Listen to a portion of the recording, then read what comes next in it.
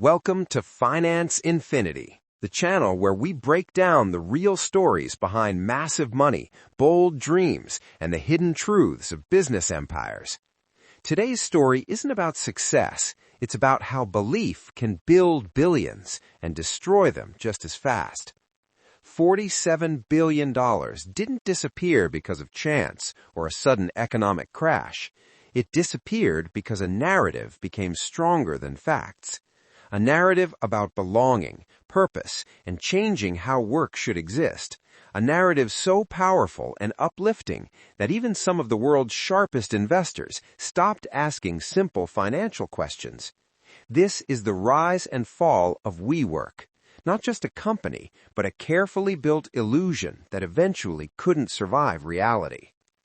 At the heart of that illusion was Adam Neumann, magnetic, driven, and overflowing with confidence. Adam didn't talk like an average entrepreneur. He spoke like someone who believed the world was already his. From a young age, he felt meant for something extraordinary. Normal life never appealed to him. Power did. Impact did. Money did. He wasn't chasing a business. He was chasing legacy. Adam's early life was unstable and constantly changing. Growing up across different countries and communities left him without a true sense of home. In environments where everyone earned the same, he developed a strong dislike for equality. To him, equal rewards destroyed motivation. He believed success should belong to those who took risks, controlled outcomes, and dominated markets. That mindset followed him into adulthood and influenced every major move he later made. When Adam reached New York City, he treated it as his playground for ambition. He jumped from one business idea to another, losing small sums of money but never losing confidence. Most ventures failed quickly. Some were poorly built, some unsafe, others simply unnecessary. But each failure convinced him the issue wasn't the idea, it was the size. He didn't need smarter concepts, he needed something massive. That breakthrough arrived with co-working spaces. On the surface, it was simple. Flexible office rentals split into smaller spaces. But Adam saw something bigger. Not real estate, but an experience. A place where excitement could be created, where people could feel connected to a mission. Alongside architect Miguel McKelvey, he designed open, modern offices filled with glass walls, shared lounges, and social events that mixed business with lifestyle. People didn't just rent desks, they joined a vibe. What truly set WeWork apart wasn't the design, it was the story behind it. Adam sold WeWork as a movement, a community, a physical version of social media. He told investors offices were only the beginning, that WeWork would transform how humans live, learn, work, and connect. In a world obsessed with tech disruption, this vision was impossible to resist. Investors weren't backing property, they were backing the future. Money flooded in, valuations exploded. But beneath the excitement, the structure was dangerously weak.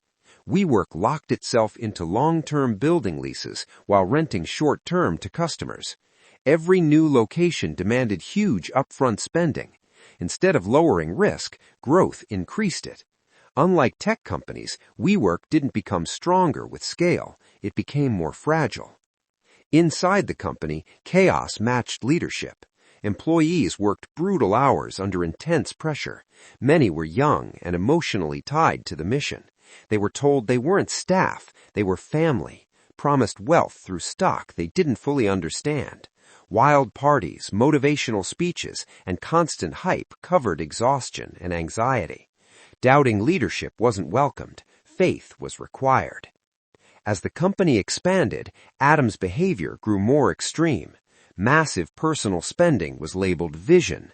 Conflicts of interest were ignored. New side ventures appeared. Shared living spaces, schools, wellness brands. None solving the core issue. WeWork was bleeding money. But as long as valuation numbers kept rising, losses didn't seem real. Then, SoftBank arrived.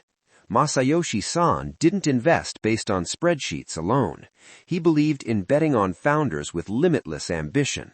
In Adam, he saw someone who dreamed without boundaries. Billions poured in. And with that money came confirmation. Adam wasn't just confident, he was unstoppable. Growth went into overdrive, spending spiraled, reality no longer mattered. Until it did. When WeWork prepared to go public, the curtain was pulled back. For the first time, real financials were visible.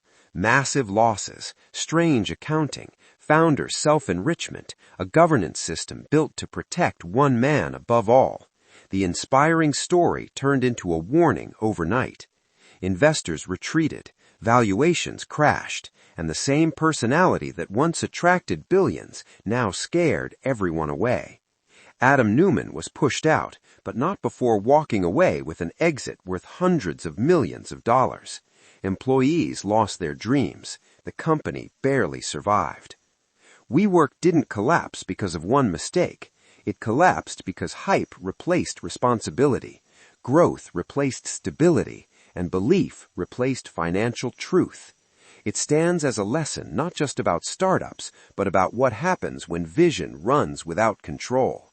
Stories can drive markets, but in the end, numbers always decide. If you want more real, raw stories about money, power, and the hidden side of massive success, you're exactly where you should be. Subscribe to FinanceInfinity, where every billion-dollar headline meets the truth behind it.